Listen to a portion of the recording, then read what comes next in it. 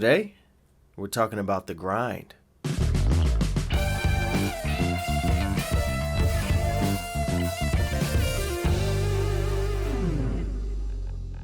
What's up, everybody? My name is Stello Clark, and welcome to another episode of Talkback Talks, a musician's perspective on life. In the last video, we talked about the beginnings of my musical journey.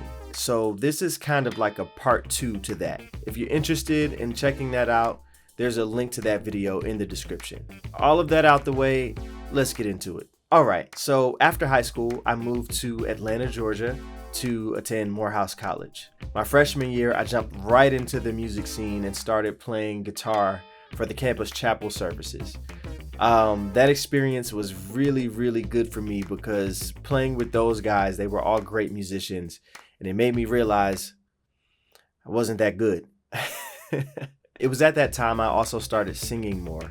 I joined a singing group, an a cappella group to be exact, as a part of my freshman dorm called the Hill Tones. It was through the experiences I had in that group that led me to form my first real band, Gold Shades, with Marlon and Julian Booker, two of my best friends to this day. Shout out to those guys. Forming Gold Shades was a pivotal moment in my musical career because I always knew I wanted to pursue music, but I didn't quite know what that looked like. When I met the twins, we found out that we had very similar taste and interest in music.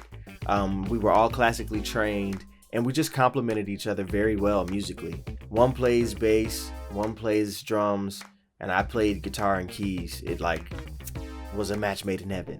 We would go on to perform at the legendary Apollo Theater, open for acts like Jagged Edge and Avant, sing the national anthem for the Atlanta Dream, work with Grammy-winning producers and writers, toured the U.S. Southeast singing with the Morehouse College Jazz Band, and the list goes on. That time was really where I got to cut my teeth on a more professional level. Being in the mix of those environments was like a masterclass in artistry. I learned more about studio etiquette and recording techniques, networking, stage presence, vocal training.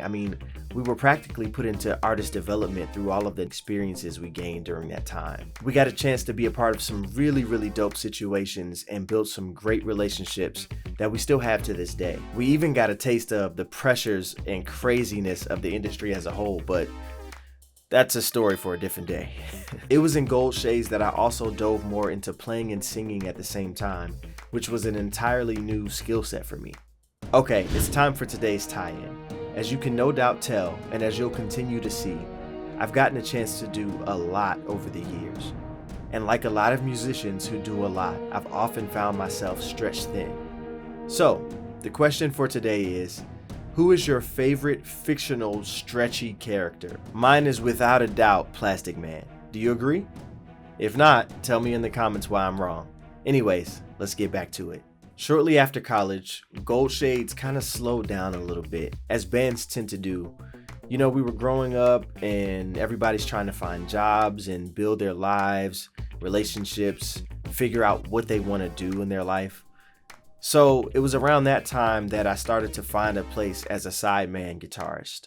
I was a part of a music team called Loud and Clear, and that created a bunch of experiences that I'll never forget. The team was full of artists, songwriters, managers, execs, producers, promoters, dancers, and anyone else who was interested in being in the music industry. We worked and rehearsed out of a professional music studio in Atlanta. I was pretty much the resident MD or musical director for all of our live events. We threw weekly open mics in the city.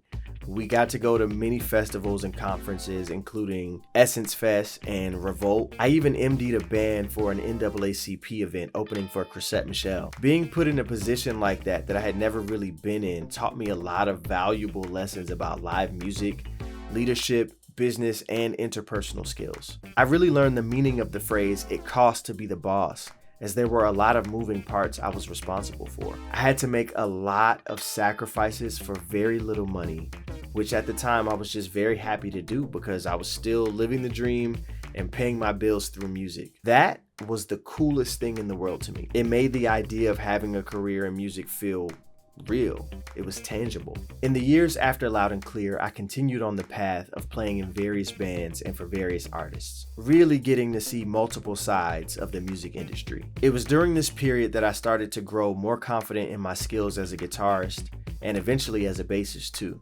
Okay, I think that's where we'll end today's video. I'll do a part 3 that will basically catch us up to date to where I am now, in particular as it pertains to my current band, Stello and the Soups. I'll even throw in some updates on what's going on with Gold Shades too. Like I've been saying in each video, I really want this series to be all about musicians or people in general who have never felt heard, getting a chance to voice their perspectives. There are so many things about being a musician that I think we need to shed more light on and that people just really don't know about. So if there's anything in particular you guys want me to address, whether it be a deeper dive into something from my journey or something else altogether, please drop it in the comments and let me know. Shameless plug, there's a link to my band's music and all of our social media platforms in the description, and it would mean the world if you guys could check that out if you want. As always, if you like this video, please subscribe, hit the like button, all the YouTube clicky stuff, and click the bell so you don't miss anything that we're doing here.